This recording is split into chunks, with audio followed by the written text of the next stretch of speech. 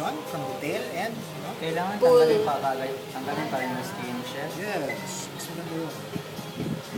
Now, with a smoother knife, this would be much, much more easier. Eto, pwede na to. Okay. Pag serrated kasi, kakagat yung dagat. Pag smooth, Oh my god. So we really need to have Okay. so pwede mo nang iuwi, going wallet. picture On the other side, meron kang matitirang konti, you may also take that out.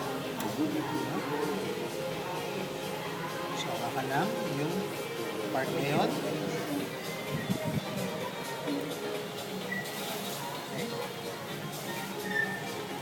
Okay.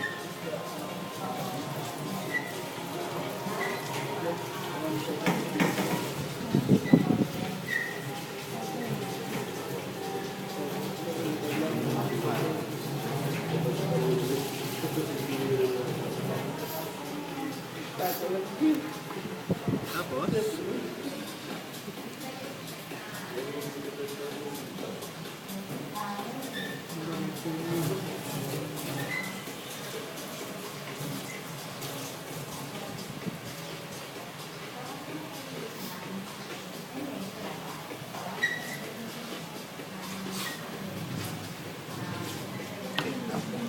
so, syempre, pangit pa yung itsura niya, no? Anything that you do not want to see after it's, pag niluto na, you have to trim it out.